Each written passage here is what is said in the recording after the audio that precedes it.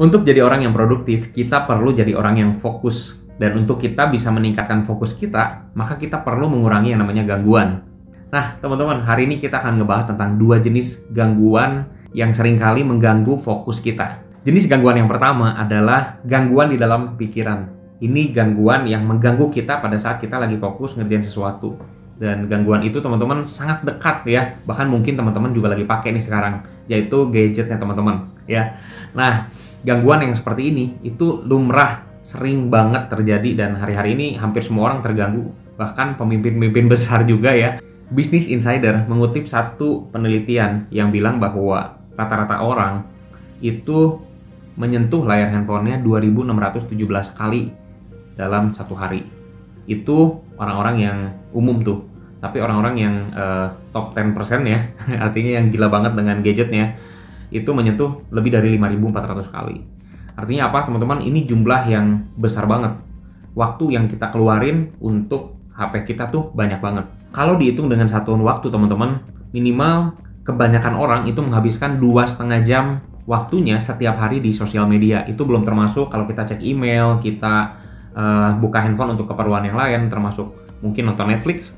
Nah, waktu itu betul-betul berharga, dan kalau dihitung kurang lebih setara dengan 5 tahun hidup kita. Bayang nggak sih 5 tahun tuh bisa dipakai buat ngapain aja teman-teman ya? Belajar banyak hal, menghasilkan banyak hal. Kalau kita bisa fokus, maka gue percaya kita juga akan menghasilkan hal-hal yang bermakna, hal-hal yang bernilai. Nah, gimana caranya supaya kita bisa kerja dan fokus sehingga gangguan yang pertama ini nggak mengganggu kita, atau minim banget lah gangguannya ya? Bisa teman-teman, caranya dengan meng-create zona bebas gangguan. Ya, ini betul-betul bisa terjadi, bisa kita ciptakan kalau kita secara sengaja menciptakannya. Untuk itu teman-teman perlu untuk memilih tempatnya di mana. Jadi kalau misalnya kalian mau baca buku ya, kalian mau baca buku dengan fokus, kalian perlu punya satu tempat yang menurut kalian jauh atau bebas dari gangguan. Kalau misalnya gua hari ini kalau nggak di tempat kerja, atau gua pilih di depan rumah. Dan waktu itu juga jadi faktor yang penting untuk kita perhatiin. Kapan lu mau ngerjainnya? Misalnya pagi hari atau misalnya malam hari. Ya buat beberapa orang mungkin malam hari lebih tenang karena nggak ada distraction. Kalau buat gua prefer pagi hari teman-teman. Jadi jam 6 pagi waktu udah terang, gua ambil buku, gua baca di depan rumah. Itu hampir minim sekali lah, nggak ada orang yang telepon kita jam segitu, betul ya. Nah, itu namanya zona bebas gangguan. Teman-teman bisa ciptakan itu sendiri. Kalau misalnya di tengah-tengah ngerjain kalian suka lapar, boleh juga nih siapin camilannya. Kalau gua biasanya memastikan ada kopi.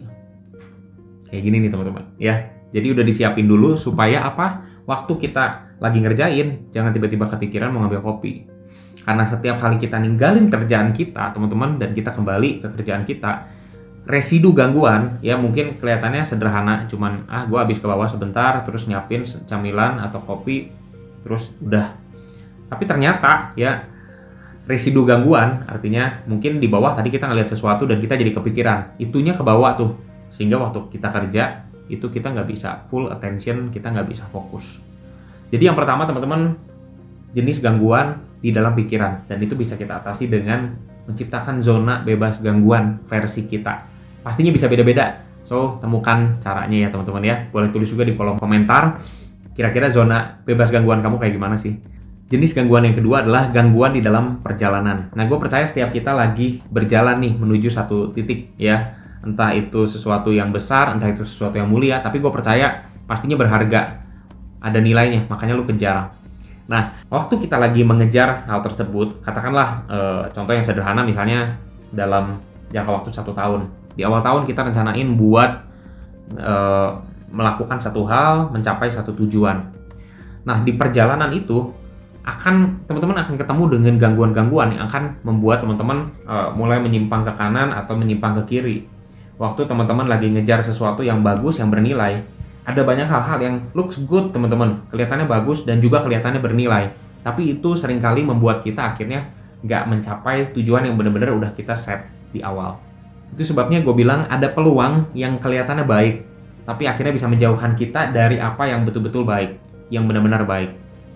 Kalau misalnya nih hari-hari ini ada banyak kesempatan untuk kita buat ini, buat itu, bikin podcast, bikin YouTube channel, yang sebenarnya mungkin aja teman-teman lagi menjauhkan lu dari tujuan yang sesungguhnya, tujuan yang benar-benar lu pengen kejar. Hati-hati ya teman-teman ya, karena selalu kelihatan baik. Jadi teman-teman, kita nggak perlu bilang iya sama semua peluang, kita cukup bilang iya pada peluang yang betul-betul kita tahu kita inginkan, yang memang udah kita rencanain dari awal. Fokus aja teman-teman sama hal itu, maka perjalanan kita should be sampai di akhir tahun. Jadi kita nggak perlu bilang iya sama semua hal, kita cukup bilang iya sama hal yang benar-benar penting. Bukan artinya waktu kita bisa ngelakuin sesuatu, kita harus ngelakuinnya. Ya, ada banyak orang mereka ke distract, bikin ini yuk, bikin itu yuk. Bagus, ini mungkin juga bahkan ngebantu hidup orang. Tapi kalau itu ternyata nggak sejalan dengan tujuan besarnya lu, menurut gua perlu dipikirin lagi. Karena selalu ada pertukaran teman-teman. Waktu kita bilang iya sama sesuatu, maka sebetulnya kita lagi bilang enggak sama hal yang lain. Celakanya kalau hal yang lain itu adalah hal yang besar dalam hidup. So teman-teman, kesuksesan yang sesungguhnya bukanlah melakukan banyak hal, tapi melakukan hal yang berharga, hal yang penting, lebih dalam, lebih serius, lebih fokus. Nah teman-teman, untuk gangguan yang jenis yang kedua ini, teman-teman perlu ngelis lagi, kira-kira aktivitas apa aja sih yang sekarang ada di kesehariannya teman-teman. Coba teman-teman lihat, coba teman-teman perhatiin, dan kalian lihat, bandingin dengan tujuan besarnya kalian.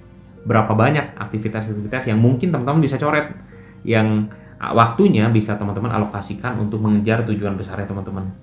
So, dua jenis gangguan. Yang pertama, gangguan di dalam pikiran. Yang kedua, gangguan di dalam perjalanan. Nah, gue berharap video ini bisa ngebantu teman-teman dalam memiliki hidup yang fokus. Sampai ketemu teman-teman di video selanjutnya.